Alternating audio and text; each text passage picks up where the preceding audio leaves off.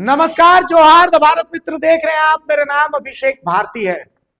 क्या केशव महतो कमलेश कुर्मी होने का खामियाजा आप भुगत रहे हैं?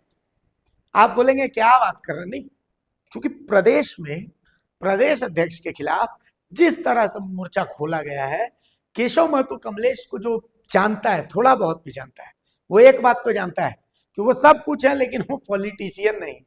पॉलिटिशियन का मतलब ये है कि वो आदमी ना किसी के खिलाफ साजिश कर सकता है, ना वो आदमी किसी का भला कर सकता है, ना वो आदमी किसी का बुरा कर सकता है। ठीक है, सीधे आदमी है, भोले आदमी। तो ऐसे में क्या कारण है कि राधा कृष्ण किशोर और राधा कृष्ण किशोर के बाद अब सुखदेव भगत भी उनके खिलाफ मोर्चा खोलते नजर आते हैं? या कहीं ऐसा है कि के राजू निशाना है और केशव महतो कमलेश बहाना है? देखिए, सुखदेव भगत राधा कृष्ण किशोर के जो आरोप है, उन आरोपों को तो चलिए एक मिनट के लिए आप मान लेते हैं कि ठीक है, वो तो निशाना साध रहे हैं। राधा कृष्ण किशोर चूंकि दूसरी पार्टियों से धूल फांक करके वापस आए हैं, तो उनका निशाना साधना बनता है। अनूप सिंह ने इसका जवाब भी दे दिया है कि कुछ लोग कांग्रेसी हैं, कुछ लोगों में कांग्रेस है, तो दोनों के बीच का अंतर है।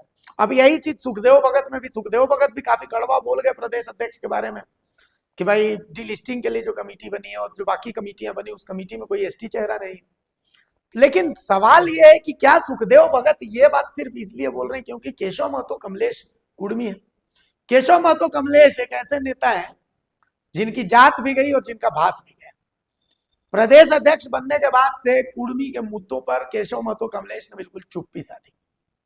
कुर्मी को एसटी में शामिल करने के मुद्दे पर केशव महतो कमलेश कुछ भी नहीं बोले। यहां तक कि रेल टेका से भी केशव महतो कमलेश दूर रहे।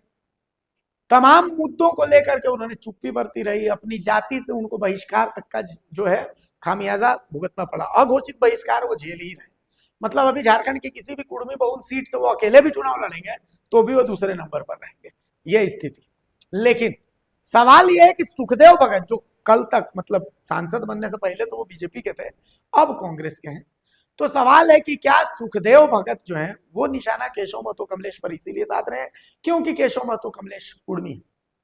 भाई जाहिर सी बात है, कुर्मी और एसटी समाज के बीच की जो दूरियां हैं मौजूदा समय में, ये किसी से छिपी नहीं है। तो सवाल यही है कि क्या, चूंकि कहावत है कि भाई नया नया मुल्ला प्याज ज्यादा खाता है, अब ये राधा कृष्ण किशोर और सुखदेव भगत दोनों नए नए मुल्ले हैं, तो दोनों का प्याज खाना बनता है। लेकिन प्याज खाने का तरीका अलग अलग है। राधा कृष्ण किशोर, उनका दो कारण हो सकता है। पहला कारण कि वो चाहते हैं कि उनके ऊपर अनुशासन समिति का डंडा चले, जिसके बाद वो कुछ बड़ा स्टेप ले सके। या फिर दूसरा, वो बाल बच्चा के लिए चाहते हैं कि भाई कोई मोटा अच्छा जगह चाहे। यही दो तीन कारण हो सकते हैं, और तो क्या कारण हो सकता है? लेकिन सुखदेव भगत का जो निशाना है वो यही कारण है कि प्रदेश अध्यक्ष कोई कुर्मी है। संभवतः सुखदेव भगत भी प्रदेश अध्यक्ष रहे हैं, तो ऐसी स्थिति में वो संभवतः इसको एक्सेप्ट नहीं कर पा रहे कि कोई कुर्मी कांग्रेस का प्रदेश अध्यक्ष रहे। यह भी संभावना बनती है।